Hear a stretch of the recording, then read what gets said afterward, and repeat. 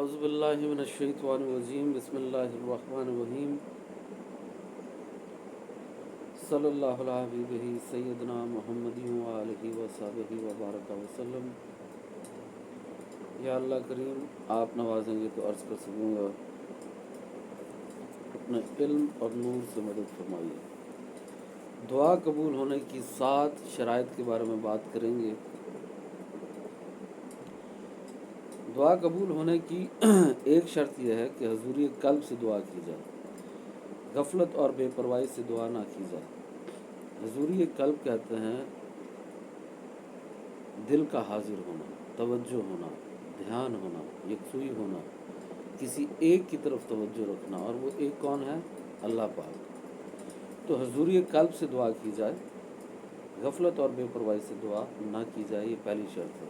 جو غفلت سے دعا کرتے ہیں، بے پرواہی سے دعا کرتے ہیں، ان کی دعائیں قبول نہیں ہوتی۔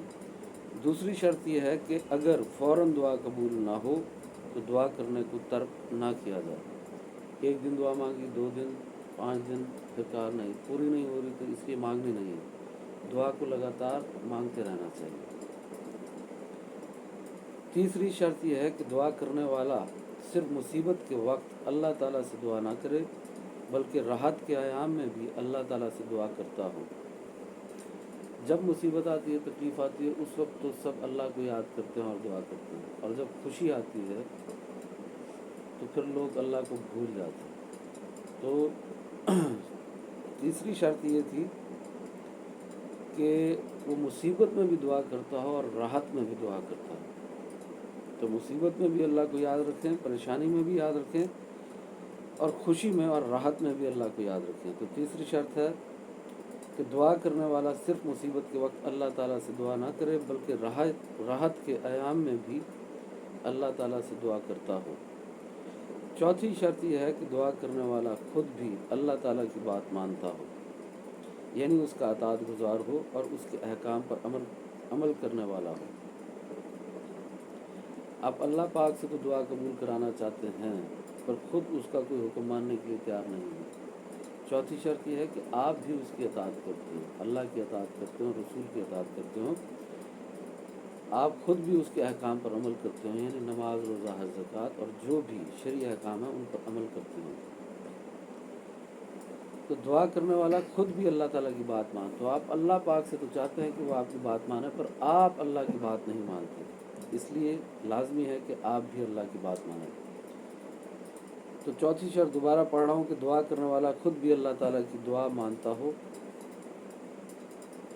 خود بھی اللہ تعالیٰ کی بات مانتا ہو، یعنی اس کا اطاعت گزار ہو اور اس کے احکام پر عمل کرنے والا ہو۔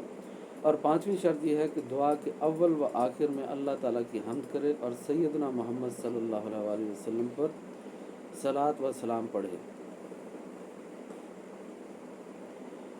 جب دعا مانگی جائے تو اول اور آخر اللہ کی تعریف بیان کی جائے، حمد بیان کی جائے، پھر نبی پاک صلی اللہ علیہ وسلم پر درود و سلام پڑھا جائے، اور درمیان میں دعا مانگی جائے۔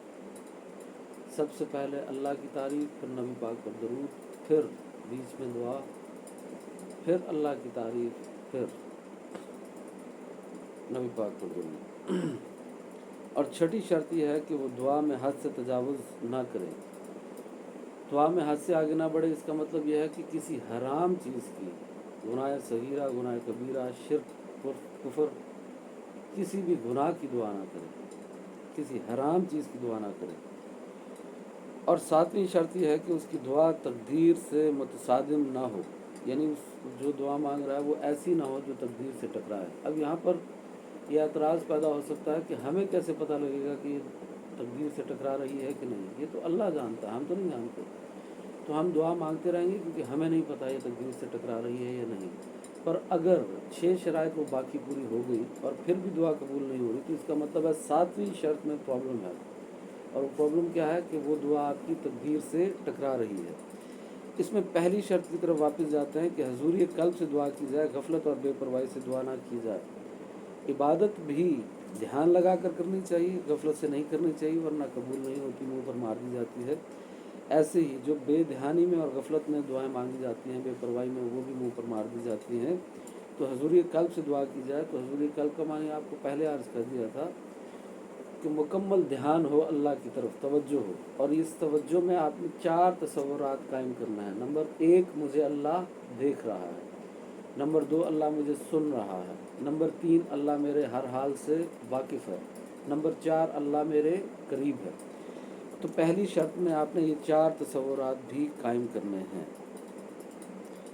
اگر یہ 7 شرائط پر ہم عمل کریں اور اس طریقے سے دعا کریں تو امید بڑی ہے اللہ کی رحمت سے کہ وہ دعاؤں کو قبول فرمائے گا۔